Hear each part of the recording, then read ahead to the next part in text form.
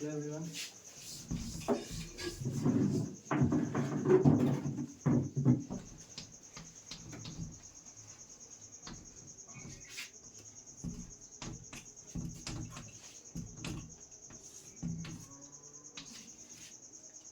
आज हम लोग एक टॉपिक पढ़ने वाले हैं जिसका नाम है वैद्युत आवेश।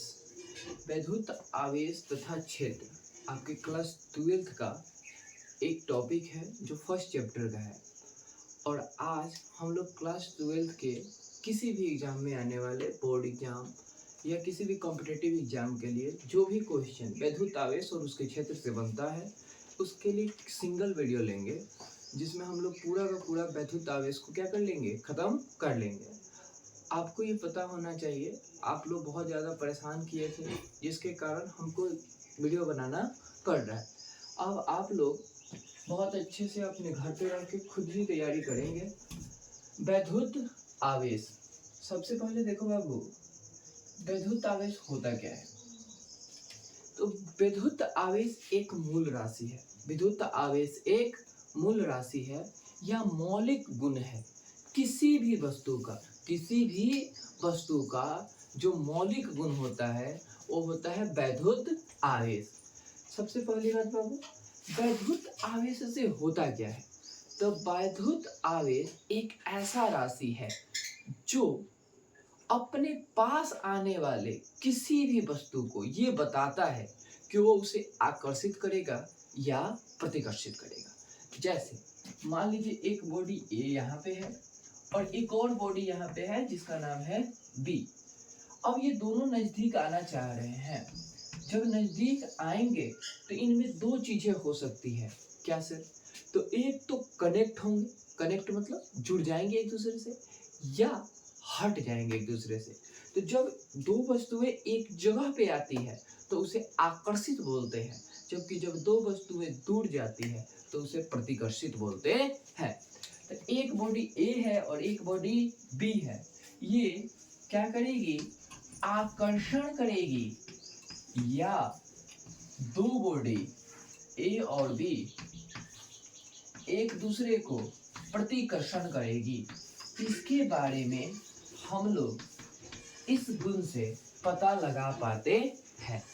बाबू आपको पता होना चाहिए कि कोई भी आवेश या वस्तु अपना क्षेत्र उत्पन्न करता है। अपना क्या उत्पन्न करता है? क्षेत्र। जैसे कि हम हैं तो मेरे चारों तरफ कुछ ना कुछ क्षेत्र है। जहां आप आइएगा तो आप या तो आकर्षित होइएगा या फिर प्रतिकर्षित होइएगा। तो सर, आवेश वह मौलिक गुण है, आवेश किसी वस्तु का वह मौलिक गुण है जो हमें यह बताता है कि दो वस्तुएं एक दूसरे को आकर्षित करेगी या प्रतिकर्षित करेगी। दो वस्तुओं को आकर्षण बल या दो वस्तुओं को प्रतिकर्षण बल अनुभव होगा या नहीं होगा, यही बताता है बाबू आपका वैद्युत आवेश। यही बताता है आपका वैद्युत आवेश। या दूसरे शब्दों में आप ऐसे बोल सकते हो, दो वस्तुओं के बीच लगने वाला विद्युतीय बल या चुंबकीय बल कितना होगा, इसका पता किससे लगेगा? आवेश से लगेगा। सर, अब आपको ये बात याद होनी चाहिए कि आवेश को किस चीज से सूचित करते हैं? तो आवेश को सूचित करते हैं Q से। आवेश को किस चीज से सूचित करते हैं? तो Q से। आवेश को सूचित करेंगे किससे? Q से।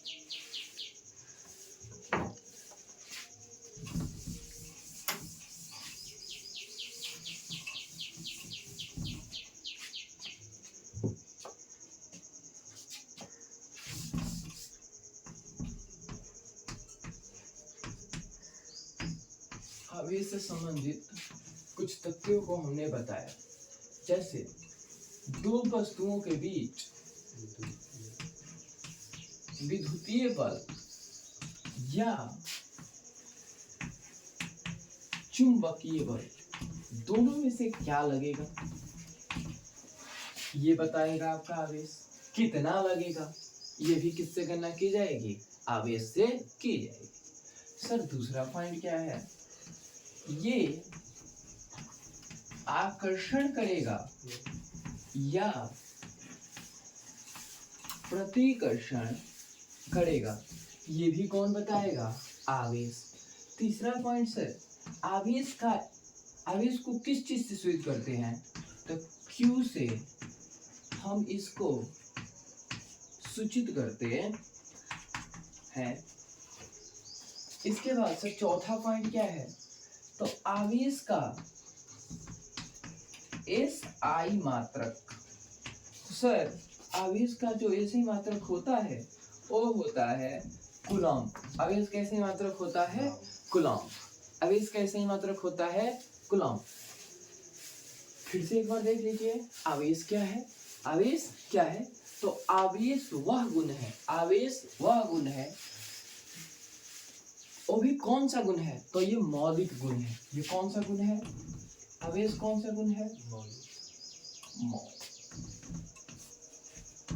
आवेश एक मौलिक गुण है।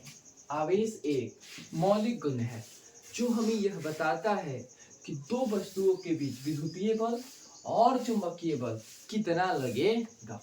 सेकेंड स्टेप, आवेश यह बताता है कि दो वस्तु एक दूसरे को आकर्षित करेगी या प्रतिकर्षित करेगी। उसके बाद आवेश को किस चीज से सूचित करते हैं? तो Q से सूचित करते हैं। Q का SI मात्रक क्या होता है? तो कूलम्ब होता है। आपको ये पता है कि बाबू मात्रक बहुत सारे होते हैं। एक तो है SI मात्रक, एक दूसरा भी होता है। अब देखिए, आशा करते हैं आप लोगों को आवेश पूरा समझ में आ गया हो।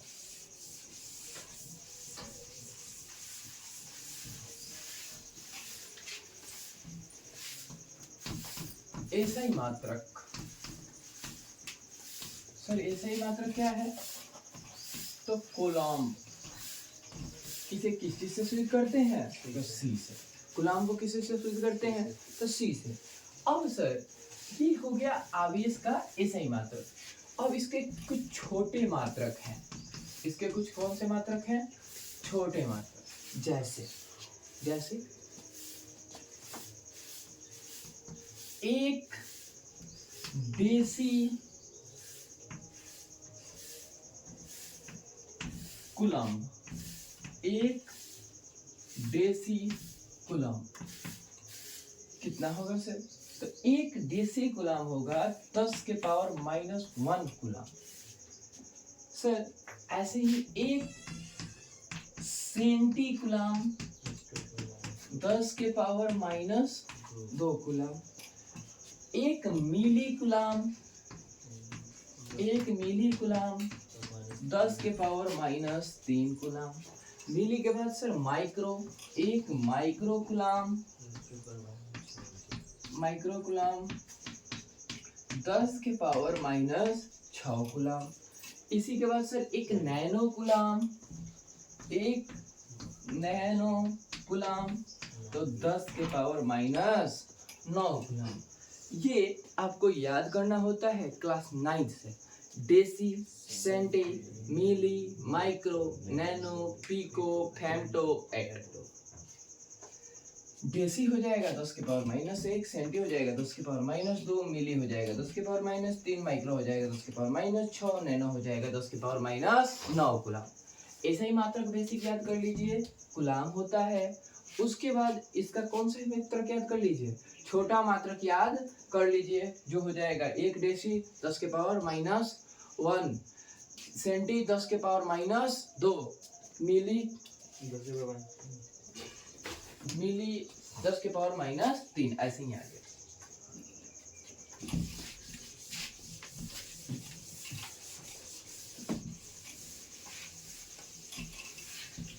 बाबू आप लोग 11वीं क्लास में पढ़े होंगे, मात्रक दो प्रकार के होते हैं।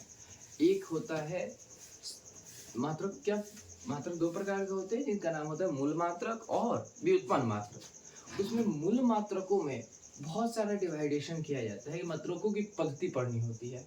इसमें मात्रकों की पद्धति कितने प्रकार की होती है? तो 4 प्रकार की होती है, MKS, CGS, FES और SI। जिसमें इम्पोर्टेंट SI होता है। तो आपको ये पता हो गया कि SI मात्रक क्या होता है? तो कूलम्ब।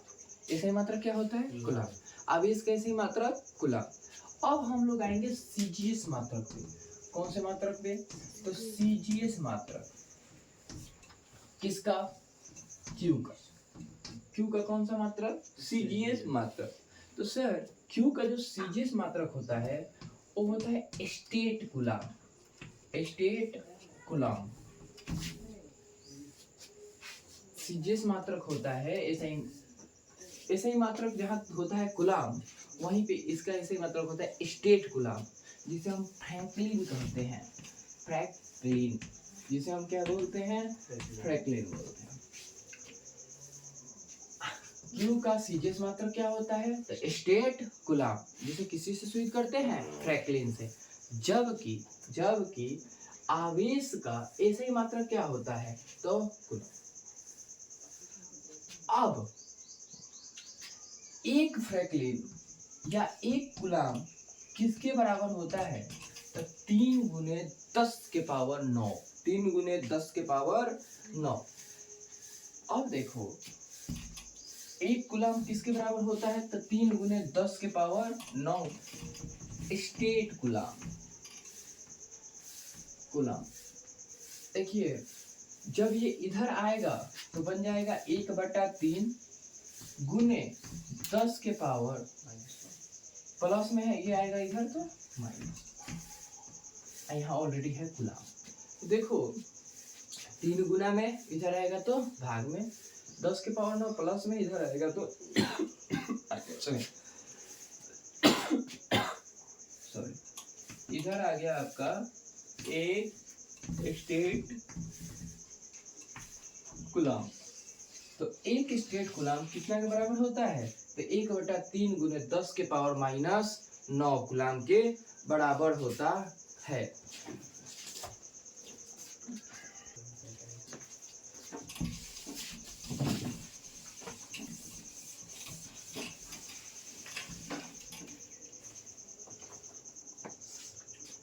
अब देखिए क्यू का सबसे पहले हमने बताया ऐसा ही मात्रक जो आप सभी लोगों को पता लग गया होता है कूलाम। क्या होता है? कूलाम। क्यू का ऐसा ही मात्रक कूलाम। अब क्यू का सीजीएस मात्रक क्या होता है? State coulomb. State coulomb. अब या फ्रैंकलिन भी बोलते हैं इसको, कंफ्यूजन में नहीं जाएंगे, इसको हम लोग क्या बोलेंगे? फ्रैंकलिन भी बोल सकते हैं। ऐसे ही क्यू का एसआई और सीजीएस एक बड़ा मात्रक होता है। क्यू का एक बड़ा मात्रक होता है जिसका नाम होता है फैराड। इसका एक नाम होता है जिसका नाम होता है फैराड। सर तो ये एक फैराड कितना के बराबर होता है? तो एक फैराड होता है 96,500 कूलाम के बराबर। एक फैराड किसके बराबर होता है? तो 96,500 कूलाम के बराबर होता है। इस तीनों के तीनों ऐसे ही मात्रक को आप लोगों को कंफर्म करके रखना है, क्योंकि यहाँ से क्वेश्चन पूछ सकता है। ये कितने बार आप लोगों के बोर्ड एग्जाम में पूछा हुआ है। देखिए बाबू ऐसे ही मात्रक के बाद जहाँ तक बात आती है वो है बीमा का। तो आप डायरेक्टली इसको याद कर लो, आगे आपको समझ में आ जाएगा। आईटी या एटी होता है बीमा किसका? क्यू का। क्यू का बीमा होता है आईटी या